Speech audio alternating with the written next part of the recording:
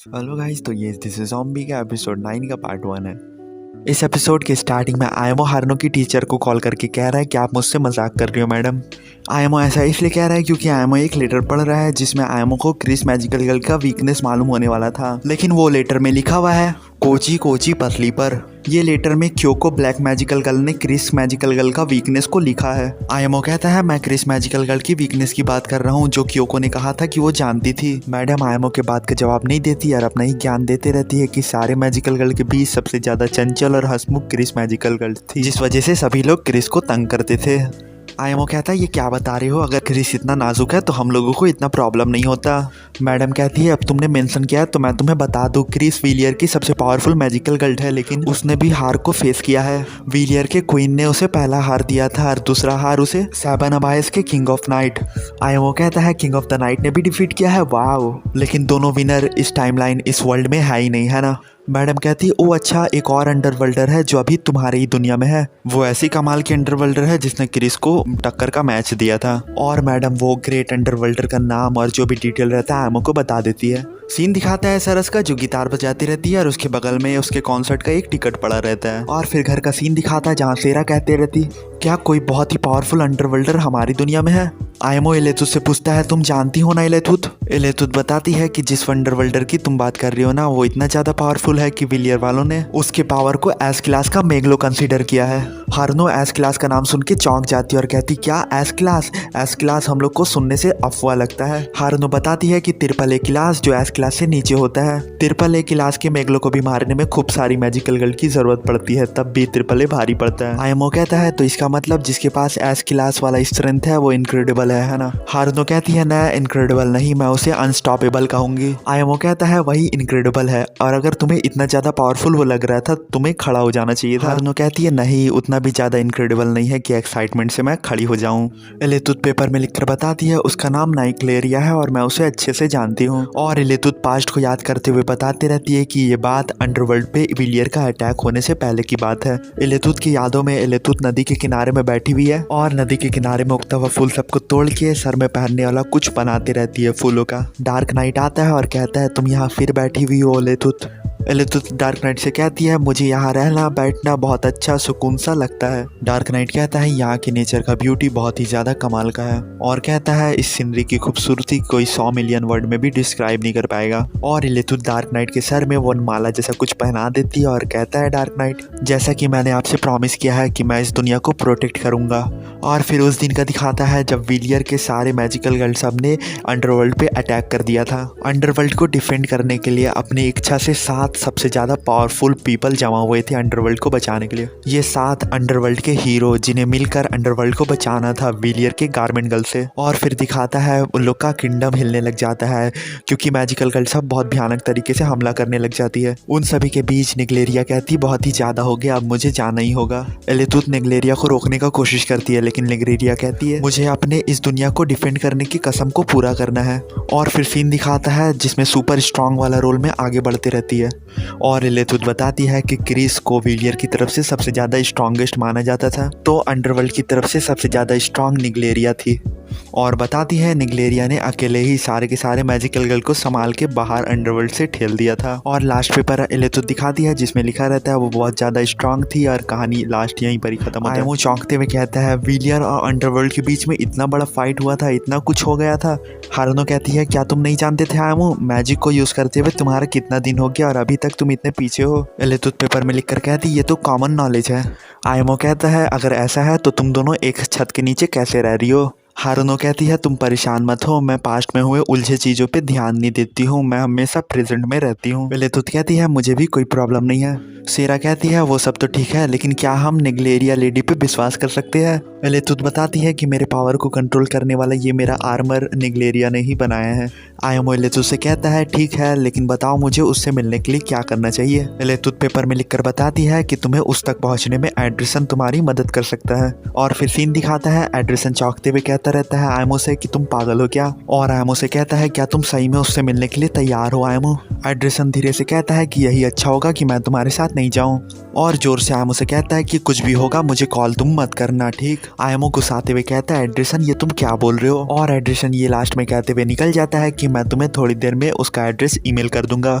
आयमो चौंकने वाला रिएक्शन देते हुए कहता रहता है कि मैंने कभी भी एंडरसन का इस तरीके का रिएक्शन नहीं देखा था। पीछे से सरस आती है आयमो को माई डार्लिंग कहते हुए। आयमो कहता है सरस, तो सरस कहती है, आयमो के होठ में हाथ रख देती है और कहती है स्कूल में मेरा नाम किरारा होशिकावा है और स्टेज में लवली किरारा।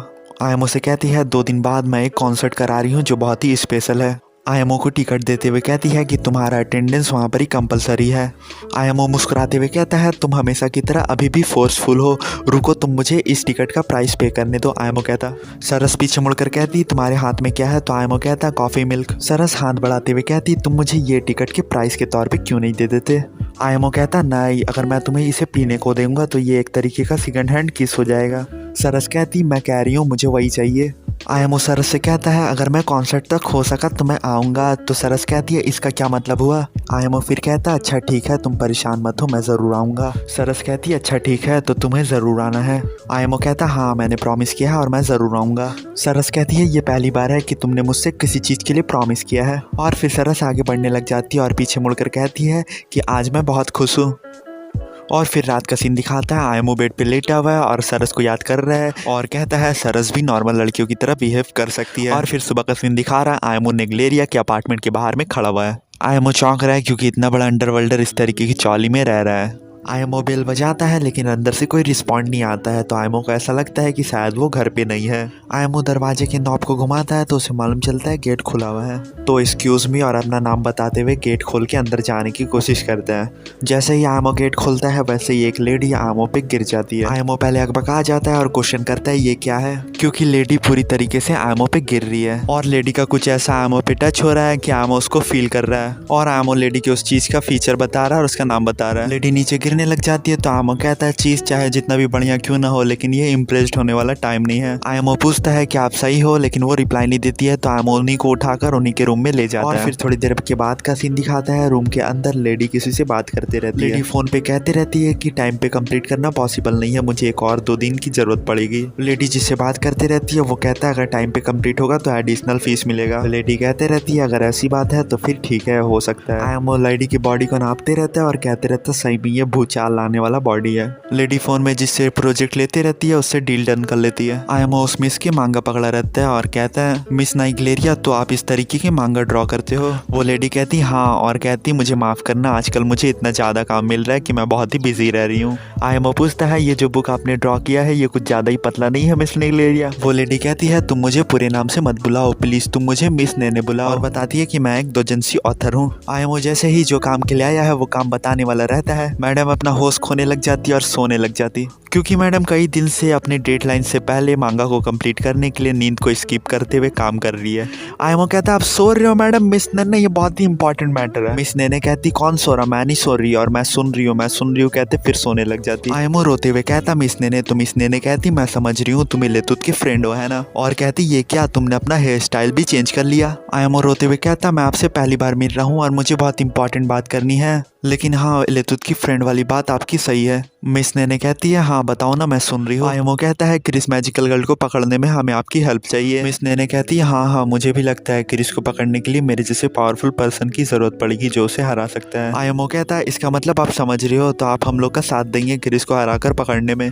मिस नेने कहती माफ करना लेकिन अब ऐसा नहीं हो सकता, पास्ट में अगर मैं और क्रिस फाइट की होती तो शायद मैं जीत सकती, लेकिन अब ऐसा नहीं हो पाएगा। और कहती और अगर हम लोगों ने सही में अगर फाइट किया तो इस दुनिया को बहुत ज्यादा नुकसान होने वाला है। आयमो कहता है क्यों, तो मिस नेने कहती क्योंकि मैं और क्रिस दोनों ही अंडरवर्ल्ड और विलियर के सबसे पावरफुल स्ट्रॉन्गेस्ट फाइटर है। आयमो परेशान होने लग जाता है तो मैडम कहती देखो जो भी मुझसे हो पाएगा मैं तुम्हारे लिए करूंगी, और मैडम रिक्वेस्ट करते हुए कहती इस काम के बदले मुझे भी तुमसे एक हेल्प चाहिए होगा। आयमो पूछता वो क्या है, तो मैडम कहती है जब तक मेरा मांगा कंप्लीट नहीं हो जाता तब तक तुम्हें मेरा हेल्प करना पड़ेगा। और फिर सीन दिखाता है आयमो सुपरमार्केट से लेडी के जरिए बताए हुए सामान सबको लेकर निकलता रहता है और कहता रहता है कि एक आदमी की हेल्प से कल का डेडलाइन कैसे कंप्लीट हो सकता है। और आयमो रूम के उस पल को याद कर रहा है जब मिस ने आयमो को खूब सारे पेज दे रही है ड्रॉ करने के लिए, और आयमो से कह रही है सच में ये बहुत ही बड़ा हेल्प है।